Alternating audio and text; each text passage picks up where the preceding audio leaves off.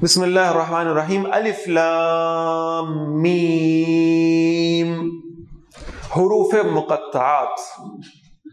بالکل آغاز میں آج وضاحت کر دیتا ہوں. یہ قرآن مجید کے وہ حروف ہیں جنہیں ہم حروف مقطعات کہتے ہیں. عموماً یہ سورتوں کے شروع میں آپ کو ملیں گے. بالکل سورت کا جہاں آغاز ہو رہا ہوگا اس سورت کے شروع میں حروف مقطعات آپ کو نظر آئیں گے. اور یہ حروف مقطعات وہ ہیں جن کا اصل مطلب کیا ہے یہ اللہ کو معلوم ہے اور اللہ کے رسول صلی اللہ علیہ وسلم کو معلوم ہے. ہم انہیں الف لام میم ہی پڑھیں گے الگ الگ 3 حروف کے طور پر.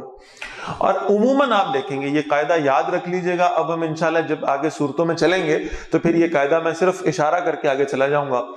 یہ قاعدہ آپ ذہن میں رکھیے گا کہ سوائے ایک آدھ ایکسیپشن کے, استثناء کے, آپ کو یہی ملے گا کہ جہاں پہ حروف مقطعات آئے ہوں گے اس کے فوراً بعد قرآن مجید کی عظمت کا بیان ہوگا. جیسے یہاں سورۃ البقرہ میں آپ کو نظر آ رہا ہے الف لام میم ذالک الکتاب لا ریب فیہ. یہ وہ کتاب ہے جس میں کوئی شک نہیں ہے, کامل کتاب ہے, اکمل کتاب ہے.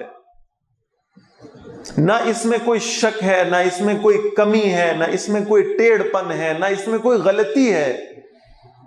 نہ آپ اس میں الفاظ کے اعتبار سے کوئی غلطی دکھا سکتے ہیں, نہ صرف و نحو کے اصولوں کے اعتبار سے کوئی غلطی دکھا سکتے ہیں, اور نہ ہی آپ اس میں معنی و مطالب کے لحاظ سے کوئی غلطی دکھا سکتے ہیں.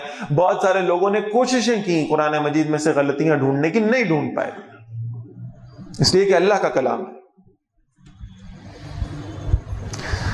ہدی للمتقین, اور یہ ہدایت ہے متقین کے لیے, تقوی اختیار کرنے والوں کے لیے, پرہیزگاری اختیار کرنے والوں کے لیے, اللہ سے ڈرنے والوں کے لیے ہدایت.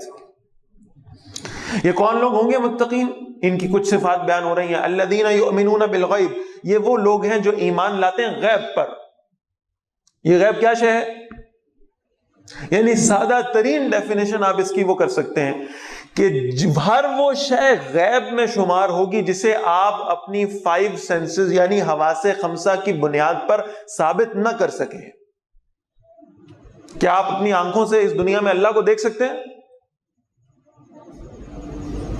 کیا آپ اپنے کانوں سے ڈائریکٹ اللہ کی آواز سن سکتے ہیں؟ کیا جنت کو اس دنیا میں دیکھنا ممکن ہے؟ کیا جہنم کو اس دنیا میں دیکھنا ممکن ہے؟ کیا جنت کی نعمتوں کا ادراک ممکن ہے؟ کیا جہنم کے عذاب کا ادراک ممکن ہے؟ سوال ہی پیدا نہیں ہوتا.